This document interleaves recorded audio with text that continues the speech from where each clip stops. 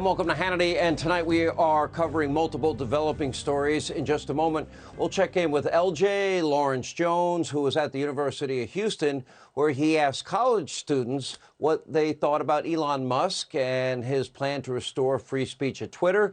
Also, we have tonight exclusive Project Veritas undercover video of Twitter employees in a complete meltdown mode. Plus, we're going to bring you an important update on Biden's new Ministry of Disinformation. In other words, a truth ministry. Now, by the way, apparently, future NBC host and current unethical press secretary Jen Psaki has no idea who the administration actually tapped to run this program. She also doesn't seem to know why anyone would be opposed to the Department of Homeland Security regulating free speech. How does that keep us safe and secure at home? Anyway, take a look. What I can tell you is that it sounds like the objective of the board is to prevent disinformation and misinformation from traveling around the country in a range of communities. I'm not sure who opposes that effort, and I don't know who this individual is, so I have no comment on it specifically. Her name is Nina Jankowicz. She also just recently made some polarizing comments about the Elon Musk's Twitter purchase. It's just getting some pushback from critics who are saying this person may not be the right choice for a board that is run by the Department of Homeland Security. Can you speak to that at all? I don't have any information about this individual. I can check on more information about the board. We'll circle back on that. Apparently, Jen Psaki doesn't know a thing about Nina Jankowicz or Biden's new Disinformation Governance Board. Now, Jen Psaki is reportedly too busy negotiating her contract with NBC and preparing for her new role with the network. She'll fit in perfectly. All they do is peddle lies and conspiracy theories nonstop, kind of like fake news CNN.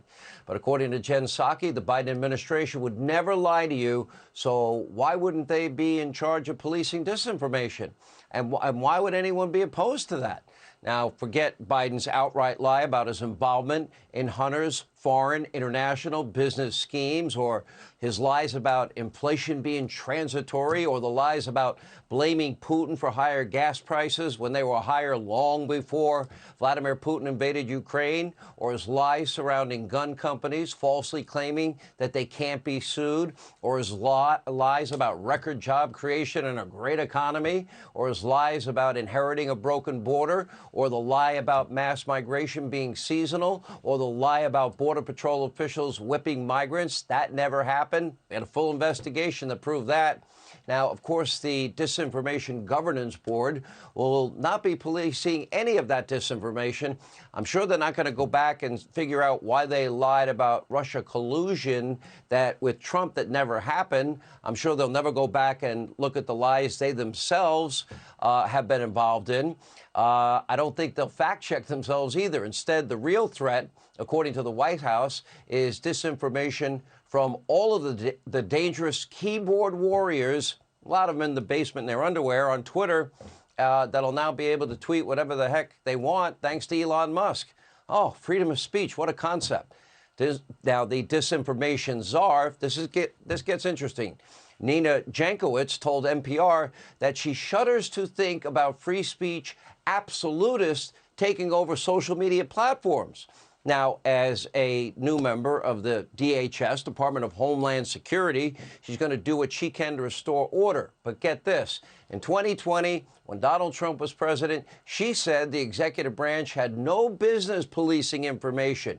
She actually called it anti-democratic. Take a look. Imagine that, with President Trump right now calling all of these news organizations that have inconvenient for him stories that they're getting out there, that he's calling fake news, and now lashing out at platforms. I would never want to see our executive branch have that sort of power. I think we're seeing cooperation ramp up on a number of levels. So I will be completely honest and say that my program at the Wilson Center is partially funded by Facebook. Note her admission at the end of that little speech. Now, her prior job at the Wilson Center was funded in part by Zuckerberg's Facebook. And in 2020, Zuckerberg, we know, spent hundreds and hundreds of millions of dollars to help turn out Democratic voters. And apparently, some of Zuckerberg's funds also helped Nina Jankowicz battle disinformation like this. Take a look. Information laundering is really quite ferocious. It's when a huckster takes some lies and makes them sound precocious by saying them in Congress or a mainstream outlet. So disinformation's origins are slightly less atrocious. It's how you hide a little lie. It's how you hide a little lie. It's how you hide a little lie. When Rudy Giuliani shared bad intel from Ukraine, or when TikTok influencers say COVID can cause pain, they're laundering disinfo, and we really should take note and not support their lies with our wallet, voice, or vote.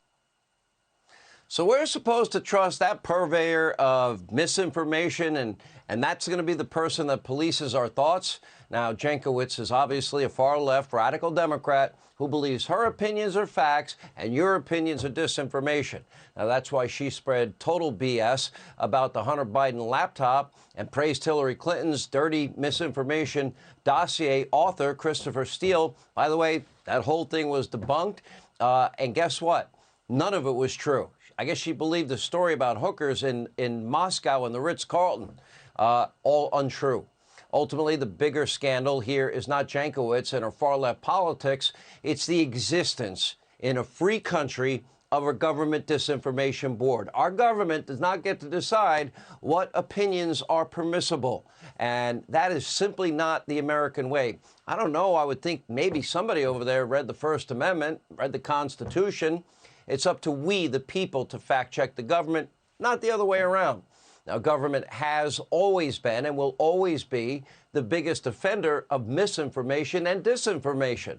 And of course, for the past few years, big tech has played a massive role. Twitter has been arbitrarily banning conservatives, throttling accounts. Of course, we have shadow banning, blocking negative stories about Democrats. They've been protecting Democrats for years. But now Elon Musk, he's taken it over, and he's really just promising freedom of speech. And we have Twitter's liberal board. They're in a total freak-out meltdown mode. They're all worried that all their important moderation will soon come to an end, and their platform will be scary and dangerous and a place filled with opinions that they can't take and they disagree with. Now, James O'Keefe, Project Veritas, obtained audio from an internal call among Twitter employees. I got to be honest, this is priceless. As always, you decide.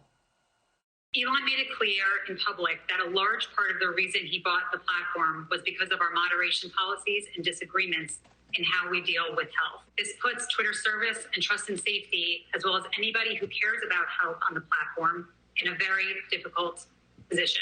Twitter service, the role of our policies, and the capabilities we've built around content moderation are fundamental to keeping Twitter safe and growing. I believe that there is a lot of work we have to do to continue making that better. Now, we contacted Twitter, but they declined to comment. But is anyone surprised? Now, for years under Donald Trump, big tech, the mob, the media, the Democratic Party, they all worked in conjunction together. Their goal, moderate the speech of their political opponents and silence them whenever possible. And now they're losing grip, and they're hoping for a lifeline from America's brand new disinformation czar who spreads disinformation herself. Hey, Sean Hannity here. Hey, click here to subscribe to Fox News YouTube page and catch our hottest interviews and most compelling analysis. You will not get it anywhere else.